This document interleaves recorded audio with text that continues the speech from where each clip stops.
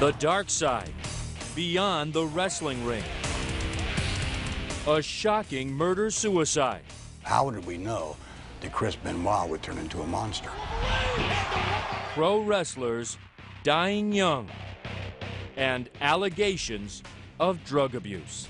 Steroids started, the drugs started, prescription drugs, because of the injuries. I'm glad that the WWE has taken the steps it has to clean up our industry. Is the WWE steroid-free, drug-free? Finally, my God, finally, Chris Benoit has become the heavyweight champion of this world. In the fall of 2005, following the year he wore the championship belt, professional wrestler Chris Benoit was at the top of his game. In the ring, with the body of an Adonis, he was slamming opponents, being slammed, and putting on a show.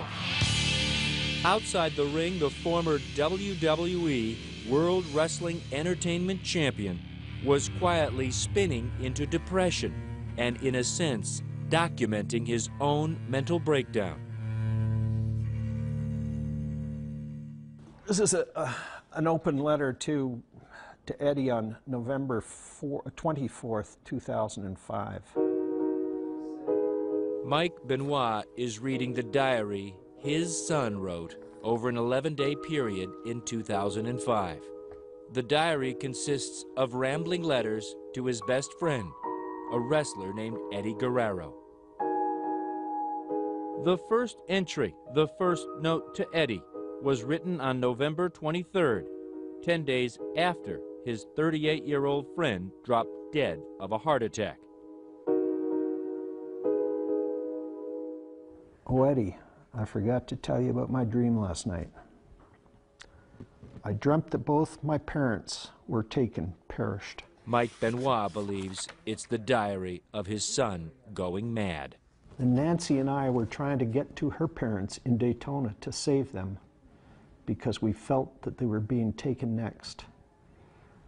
And these people after them were very powerful people, high-ranking people. When we got to Daytona, it was too late. Her parents were gone too, perished. We just didn't understand this was going on at that time in Chris's life.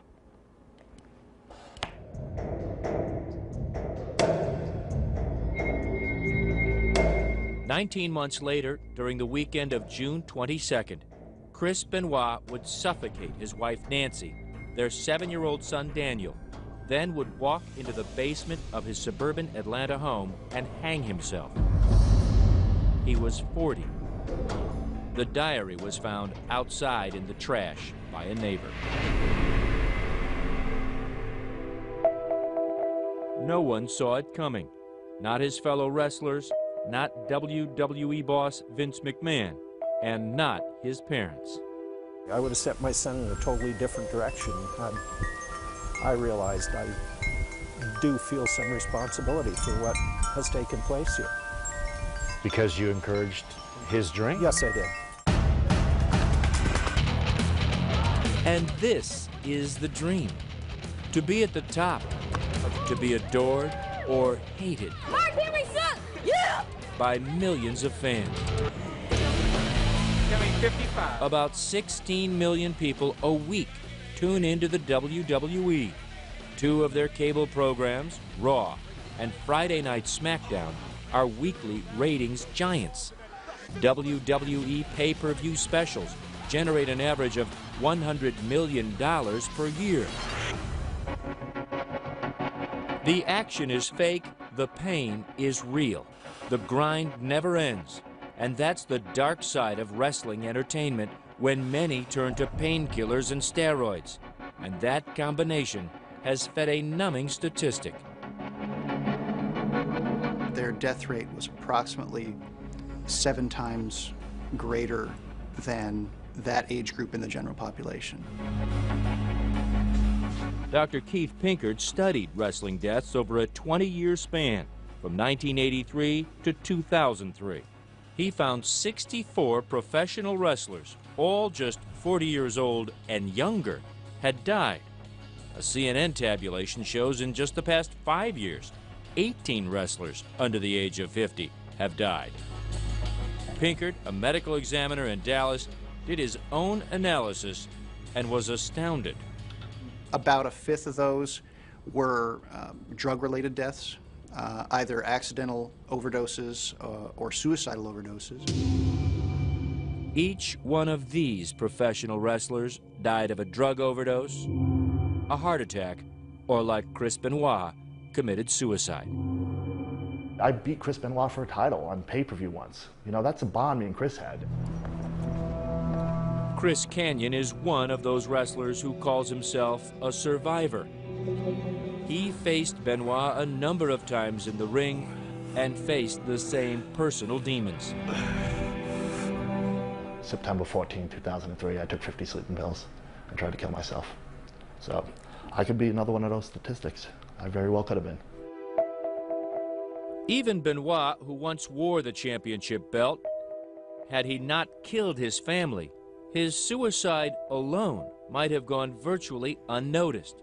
But that spectacular crime has now gotten the attention of Congress and the public, and is again turning up the heat on the man who sits atop the world of professional wrestling. Vince McMahon is chairman of World Wrestling Entertainment. His wife, Linda, is the CEO. Together, they are the business of professional wrestling. Nothing from the WWE, under any set of circumstances, had anything at all to do with Chris Benoit murdering his family. How did we know that Chris Benoit would turn into a monster? In this hour, you will see the real side of fake wrestling. The ringmaster again under fire, performers who pump their bodies with drugs, and a mother who considered killing herself and her 2 children to escape life in the ring. And the only reason I didn't do it is because I couldn't guarantee that we would all die.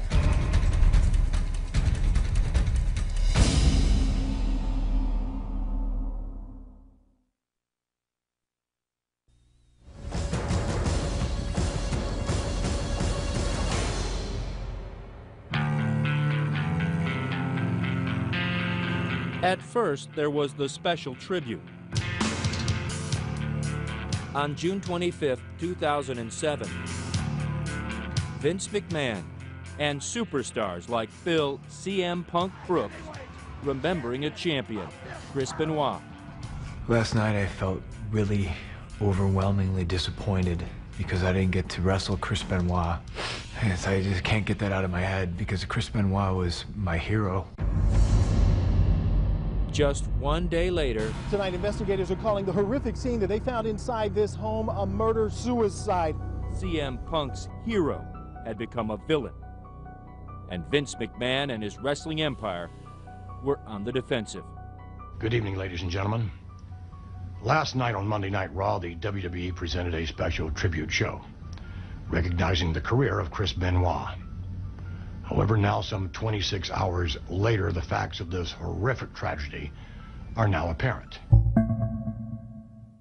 The Benoit tragedy put McMahon and his WWE back under the microscope. Another dead wrestler, allegations of steroid and drug abuse. Nothing new for McMahon, a bodybuilder and promoter who many say single-handedly changed the shape of wrestling. Vince has changed this business more than anybody. He has had an unbelievable influence on this business, a lot of it good, some of it not so good. Obviously, that look came from a lot of drugs, a lot of steroids. Del Wilkes wrestled for McMahon and his former world patriot. He says he was injured in the ring, became addicted to painkillers, and ultimately spent time in prison. The WWF was known as the company of big guys. Vince liked big guys, and they were all there. You had certain wrestlers who... A former longtime WWE employee who asked us not to reveal his identity goes further, charging that McMahon not only changed the wrestlers, he also changed wrestling's legion of fans. You look at pictures of wrestlers before the mid to late 80s, they don't look like bodybuilders. They look like your unemployed uncle sitting on the couch. That's what they look like. They're not jacked up guys. But now there's an expectation among fans that a wrestler has to look a certain way. As the wrestlers grew, so did the whispers of illegal steroid use. Those whispers turned into headlines when McMahon went on trial in 1994, charged by the federal government with distributing steroids to his wrestlers. The government star witness? McMahon's own, Hulk Hogan. Perhaps the most famous name in all of wrestling. Hogan, whose real name is Terry Bollea, admitted under oath that he had used steroids. He estimated as many as 80% of McMahon's wrestlers were using steroids. Terry! Hogan also testified McMahon knew his wrestlers were on the juice and said that McMahon had ordered steroids for his own use. Despite such damning testimony, McMahon was acquitted, but the trial did lead him to admit to steroid use. The government's long investigation had already led to him announcing an expansion of the drug testing policy for his wrestlers. McMahon tried to assure fans and critics he was serious, saying, "It should come as no surprise to you that the WWF has one of the most comprehensive drug testing education and rehabilitation programs in all of sports." The trial, the scrutiny, and defections to McMahon's biggest rival, the WCW, World Championship Wrestling, led to a downturn in McMahon's fortunes. Eric Bischoff ran WCW for McMahon's arch-nemesis, Ted Turner, who at the time also owned CNN. WCW really dominated the sports entertainment category from probably about 1996 through effectively the first part or the middle of 1998. We were still very, very competitive. If not number one, we're close to it. The WCW and the WWF battled throughout the 90s, and both Turner and McMahon's organizations were dogged by allegations of steroid abuse. It was McMahon, however, who eventually won out.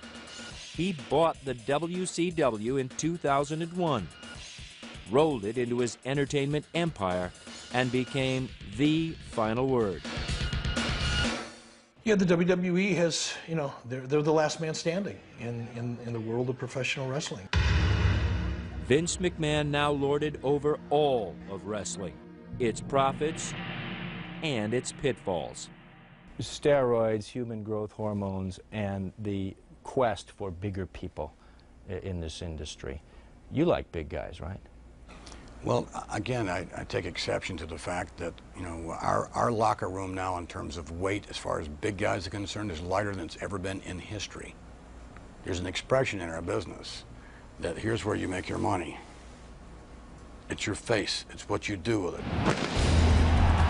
McMahon protests, but there's no denying the massive, chiseled, almost unbelievable physiques of many wrestlers, and McMahon's eagerness to promote this look. Irv Muchnick, nephew of legendary wrestling promoter Sam Muchnick, is the author of Wrestling Babylon. Wrestlers see what works for other wrestlers and they copy it. There are only a handful of really top slots where you make huge money. So much money that you can really take care of your family and really take care of your health and really prepare for your retirement. Still, the debate over steroids and its impact on who gets to the top divides the wrestling community. It's pretty obvious. You can sit down and watch the show and at least decide at least a percentage of who's on and who's not. Former WWE champ Chris Jericho says you can wrestle and not be pumped up. I think wrestling is a very stereotypical image that it's all the big, huge behemoths and the Neanderthals that really make the big cash and really make it big. And hey, there are a lot of huge guys that make it, but there's other guys that aren't as huge that actually had to go and learn how to be a good wrestler to make it. Big, small, in between. Today, wrestlers may be split on what it takes to make it, but there's only one man who decides who wins and who loses: Vince McMahon. Coming up. Is the WWE steroid-free, drug-free?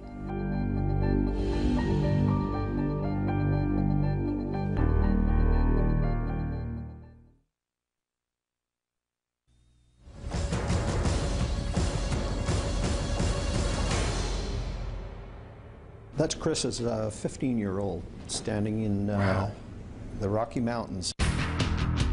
He started lifting weights at the age of about 13 in the basement, and he would not go out. If the guys called and said, come on out and hang out, he'd say, no, gotta lift my weights. Even at age 13, Chris Benoit already knew what he wanted to be. It was really a passion, and he wanted to be a professional wrestler. Michael Benoit did not share that passion, but he loved his son. The weights were a present for Chris. I dread the time that I even bought the weight set. You look back in your life and look at the mistakes you've made. That was the biggest mistake I ever made. Young Benoit's passion turned to obsession. He grew stronger, bigger, and on weekends, he would convince his father to let him drive the 3 hours from his home in Edmonton, Alberta, to Calgary, the very heart of Canada's wrestling empire. He really thought a fellow by the name of the Dynamite Kid, that became his idol, and really his wrestling style, he really followed the Dynamite Kid. Looking back, Mike Benoit believes allowing Chris to idolize the Dynamite Kid was an even bigger mistake. It started with the verbal abuse and, you know, putting me down in front of other people. Michelle Smadu was just a teenager when she met and fell in love with Tom Billington. They married, had a child, and soon after, Michelle says the Dynamite Kid began to explode. He certainly wasn't the guy you fell in love with. No. He was the gentleman that kicked out his wife and 3-week-old baby. And do you blame it all on the steroids? Yes. Tom Billington came to Canada from Manchester, England to become a pro wrestler. Like Chris Benoit, Billington was a small man in a big man's ring. For the first time, they were allowing a smaller person to come in and take those top spots. The bigger he got, the more fame he gained, the more in demand he was. From Canada, the Dynamite Kid moved up to McMahon's WWF. He became one half of the British Bulldog tag team, but behind the scenes, he was crumbling. The steroids started the drug use, prescription drugs, because of the injuries, which also starts with the alcohol. Michelle says at home the kid was out of control, at one time dragging her by the hair, holding a gun to her face. It became so bad that I just wanted to get out, and the way I was going to get out was I put my two children on the bed, the master bed, Bronwyn and Merrick, and Tom had a lot of guns, so I went to get his gun, and I wanted to shoot Bronwyn and Merrick, and then myself.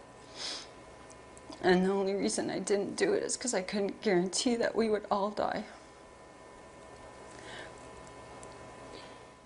Michelle never told her husband what you have just heard. The night before this interview, she finally told her children. I can't imagine how tough that was to tell them. Did they look at you differently? Well, there was a lot of tears, and we didn't say anything. It was a quiet acceptance. They know that something horrible went on during the marriage. The marriage ended in 1991 when Michelle bought her husband a one-way ticket from Canada back to Manchester, England. This is the Dynamite Kid today. Tom Billington now lives in a public housing apartment outside Manchester. He has lost the use of his legs. A pin sticks out from one of his toes. He readily admits wrestling did this to him. Wrestling and the fact he ignored doctors who told him to stop. I needed the money. I went back to wrestling because I needed the money. The other British Bulldog, partner Davy Boy Smith, his younger cousin, died of a heart attack at age 39. Billington, who was only 48 years old, says he might have suffered the same fate were it not for a drug overdose that led a doctor to discover an enlarged heart. So he said he's analysed from taking steroids. So he said, don't take steroids again, you'll be okay. So anyway, I've never touched the steroids since 1991. Well, before then I did regular, you know, for years. In fact, he says, for years, many of McMahon's wrestlers took steroids. The bigger the physique, the bigger the promotion. I took it for the job. Because I was in the WWF, most of them was all big men. So I thought, well, I'll do it too.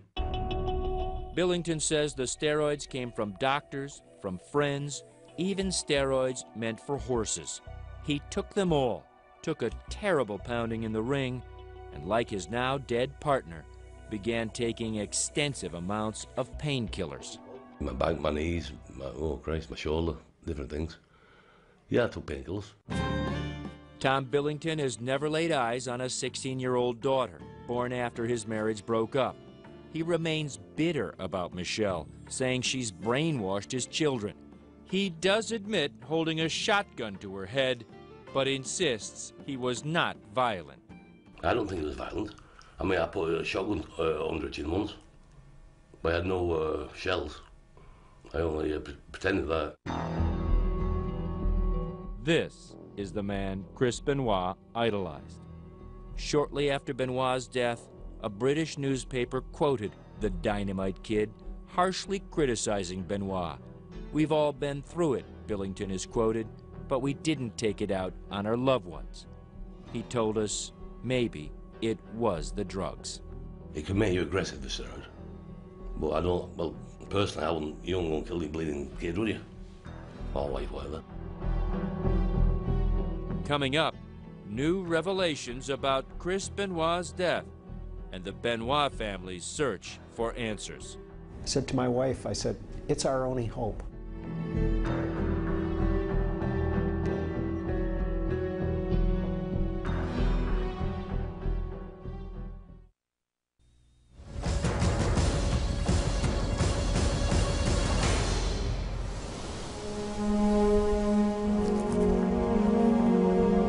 At his home outside Edmonton, Mike Benoit was in mourning. It was 4 days after his son's family was found dead in their Fayetteville, Georgia home. The headlines declared his son a suicidal murderer. But why? Mike Benoit didn't know where to begin. I called a funeral parlor in Atlanta to pick up his remains, and we were going to have him cremated. So I was in the process of making those arrangements when I got a call from Chris Nowinski. Chris Nowinski is a former WWE wrestler who left the business in 2003 after suffering multiple concussions. He founded the Sports Legacy Institute, an organization that explores the dangers of undiagnosed concussions in sports. Nowinski was calling because he wanted a piece of Chris Benoit's brain. So that they could do some tests to see if there was any signs of brain damage. I said to my wife, I said, it's our only hope. And I really knew in my heart that because this isn't the son that we knew and loved. Through cooperation from the Benoit family, we have had the opportunity to obtain from the autopsy of Christopher Benoit. You see these brain cells here. In September, the Institute held a news conference in New York to release its findings. Chris Benoit, the researchers announced, had the brain of an elderly Alzheimer's patient. This is a normal example on the left. It's smooth, it has the round cells.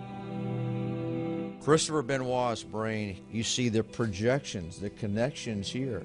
The slides reveal severe damage throughout all regions of his brain tissue, attributable to multiple undiagnosed concussions. I think that these extensive changes throughout his brain, to me, and I think the others in our organization believe that it is enough to very likely explain aberrant behavior, including suicide and even homicide. While other doctors have been more cautious about linking brain damage to violent behavior, the Institute's finding was the answer Mike Benoit needed, and it turned his grief into anger. Because the last paragraph said it's because of the nature of the way Chris wrestled that this is why he sustained the brain injuries. So they were basically blaming my son for this. Like the Dynamite Kid he idolized, Chris Benoit was a wrestler's wrestler. Small in stature, he made up for it with soaring maneuvers, including his trademark, the flying headbutt. Chris Canyon says Benoit would take the abuse for the love of the show. So me and him wrestled each other a bunch of times, and it was never about what can I do to you to make me look good. It was what can we do together to make the match look good. And looking good meant taking real hits to the head. Although the McMahons are aware of some of the Institute's findings, they say they have not yet studied the report. These studies, have not been, they've not been proven, if you will. Haven't been even critiqued by other members of the scientific community. As a result, McMahon is moving with caution. The only thing we've done really is, from a conservative standpoint, is just don't use chairs to the head. But other than that, it's what it is in the ring. Accidents do occur. It's not ballet, as they say. He did have some kind of brain injury, to get back to that point. I would think from a business standpoint, Mr. McMahon, you would be concerned about that, if you are concerned about your wrestlers. There's no question we are. We're concerned about everything. But again, you're frying me with facts, if they are facts, that are after the fact. The fact is, there is mounting evidence across all sports that multiple concussions can have devastating consequences. But McMahon just doesn't buy that concussions drove his former champion to kill. The findings themselves state that Chris Benoit had the brain of an 85-year-old man with dementia. And I would suggest to you that if, from a layman's standpoint, Chris Benoit could not do what he did for a living, he could not function as a normal human being, he couldn't even go to the airport, if in fact that report were accurate. Is there a gaping loophole in the WWE's drug testing program? My 3-year-old could drive a freight train through it.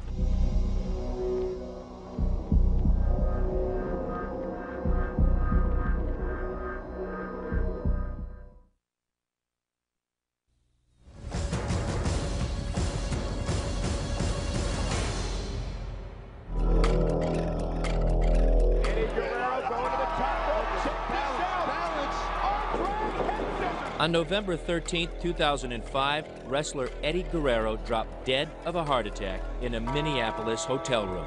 He was 38. A coroner determined the death was due to heart disease, but noted a history of anabolic steroid use and narcotics. Another WWE star dead before the age of 40.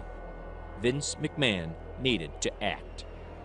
And once again, a drug testing policy was implemented, although it has many, many deficiencies in it, in my judgment. Dr. Gary Wadler is a world-renowned expert in the study of steroids, drugs, and athletes. He is also a longtime critic of McMahon. Wadler testified as an expert witness for the prosecution in the federal case against McMahon in 1994. During the government's investigation that led to that trial, McMahon announced the launch of what he called the most comprehensive drug testing in all of sports. McMahon says the program was successful for a while. The cost of that at that time, we were not a public company, was extraordinary. We suspended that. We had to compete. We lost money. It was a private company. We lost millions of dollars for more than 1 year. And quite frankly, did not have the funds to continue this program, and especially when our competition would not. More than a dozen years later, Wadler is convinced steroids and drugs remain rampant in the WWE. He is also convinced McMahon could clean it up with a serious drug testing program, which Wadler insists the WWE does not have.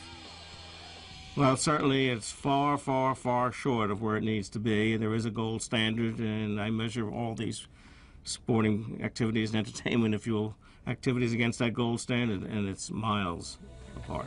That gold standard exists here at the Olympic Training Facility in Colorado Springs, where Travis Tygart heads up the U.S. Anti-Doping Agency. Under his direction, athletes are randomly tested and, if caught just once, face a 2-year suspension from competition. If caught a second time, they can be banned for life. If there's a desire to have a truly effective anti-doping program and to be as clean as you possibly can be, I haven't seen any excuse that's been put forward up to this point why that can't be done. Like Wadler, Tygart believes McMahon and the WWE are not serious about running a clean program. He says look to the WWE's own policy. Performers who are caught are given only a warning for their first offense, a mere 30-day suspension for a second offense. You need to flunk a drug test 4 times before you are actually let go. Then there is the loophole. And that basically says, if you got a prescription, you're clean. Yeah, it's just a loophole in my mind that guts the entire program. You know, my 3-year-old could drive a freight train through it, to be quite honest, because it's so easy. Like many other wrestlers with the WWE, Chris Benoit found no problems getting a prescription. Authorities in Georgia say one of Benoit's doctors was prescribing a 10-month supply of anabolic steroids to the wrestler every 3 to 4 weeks. To his credit, to build a better drug testing program, Vince McMahon hired Dr. David Black, who helped the NFL develop its rigorous testing. Black says he was brought on to clean up the WWE. Were you apprehensive about stepping into the ring with these guys? Serious? And follow your recommendations? This has risk, yes. If I believed the talent were not going to cooperate, if I believed that the WWE was not sincere in this effort, then I've made a foolish decision. But I've listened. I have seen action follow verbiage. And I've seen the determination in Vince's eyes when he's told me, Dave, I want this deal addressed. Since the program began in February of 2006, more than 30 WWE wrestlers have been suspended, including 2 after our conversation with Vince McMahon. Dr. Black says twice that number have tested positive and been given a warning. Black's program includes random urine tests 4 times a year, no advance warning, and he says he has full authority with an outside medical consultant to determine if a prescription drug being used by a wrestler is necessary and legal. Black says he doesn't take orders from McMahon, but admits the program is not foolproof. He concedes that some of the huge bodies in the WWE were built in a pharmacy, not in a weight room. We are working towards making sure that all the physiques presented are natural. As a result, am I going to see smaller and smaller wrestlers in the ring? I think over time the impact of the program will be that we will see healthier wrestlers in the ring. Critics of McMahon say that does mean smaller wrestlers. This former employee, who wants to remain anonymous, sees that as a deliberate attempt to get steroids out of the headlines. When the steroid scandal first happened in the early 90s, and a lot of these guys came off the gas and they got smaller, the business also suffered. Now, he says, it's happening again. The death of Benoit, the death of Guerrero, the allegations of steroid use run amok, and a congressional committee asking questions. Suddenly, there are smaller WWE stars, one whose very gimmick is to be drug-free. When we come back... You're Mr. I'm straight edge. I'm straight edge. What the hell does that mean?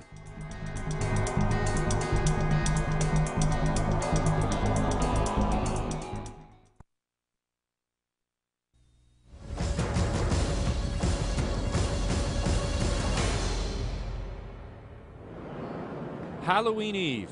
Phil Brooks, known to wrestling fans as CM Punk, arrives early at Long Island's Nassau Coliseum. You want to strap this on for me? Since winning the ECW title belt, Punk is more in demand than ever. Tonight, the company owned by Vince McMahon is putting on a pre-Halloween battle. What you got tonight? Boy, bro. Casey. See you, bro. Let's get him.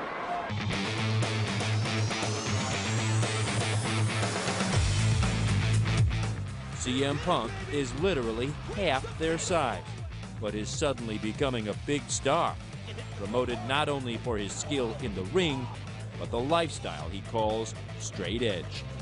It means I don't drink, I don't smoke, I don't do drugs. I guess to a lot of people, I am boring. Punk's clean lifestyle stands out at the WWE. This guy is the current Extreme Championship wrestler. He's getting star treatment. Y'all give it up for CM Punk! Yeah! He's tapped for radio interviews. I think, from being a kid was the British Bulldogs. Even his workouts get interrupted with the press calls, like this one from Germany. You know, you've been at it for 10 years, but your sudden rise to fame at this time has to do with the fact that the WWE wants to hold you up as an example, saying, look, we've got a clean wrestler. I think it was, I don't think that's the sole reason. I think it was more circumstance, you know? I mean, all this stuff started to happen, and I just happened to be there. While the WWE is trying to put the Benoit story behind it, its wrestlers can't escape nagging questions about steroid abuse. John Cena is a WWE superstar, now recovering from an injury in the ring. He doesn't like being asked if he has used steroids. Have you ever used steroids? Absolutely not. This is a crazy question, and it's something that it's tough to answer just because of the way society is now, the way people conceive things, because performance-enhancing drugs have got the spotlight, and it's a hot thing to talk about. The McMahons, Linda and Vince, insist their drug policy is for real, and the accusation that it's just for show, to take the heat off, is not true. The federal government didn't suggest that we start a program of this nature. The media didn't suggest that we start a program of this nature. It started because it was the right time to do it. We had the funds to do it. It was the right thing to do. Is the WWE steroid-free, drug-free? I don't think that there's any organization in the world, be it entertainment or be it sport, that can tell you that they were totally drug-free. Evidence of that surfaced just this past September, 3 months after Benoit's death. A prosecutor in Albany, New York, found 10 current wrestlers on the customer list of an internet pharmacy accused of dealing illegal steroids. So we took action immediately, the same day. They weren't actually caught by the WWE's drug policy. They were caught by some local prosecutor. Sure. Chris Benoit was one of them. But he had been caught earlier by the WWE, testing positive for testosterone. Because it was a first offense, he was only given a warning. When Benoit retested just this past April, 2 months before his death, he was clean. Chris was someone I did view as a very positive part of the program. He always indicated in those conversations that he did not want to violate the policy. Autopsy results show Chris Benoit had steroids in his system at the time of his death. We're not looking to just, say, got you. We want to protect the health and well-being of the men and women who are part of World Wrestling Entertainment. As it turned out, the McMahons are holding up their testing program, which now includes heart scans for their performers, as an example of a positive turn in a tough business. They have even offered to pay for drug and alcohol rehab for former wrestlers. But McMahon is not about to accept any blame for what others do to themselves. From a humane standpoint, I mean, is that hard to swallow, that so many of these wrestlers are dying so young? well, again, I think that from a responsibility standpoint, I think that we all as individuals are responsible for our own actions.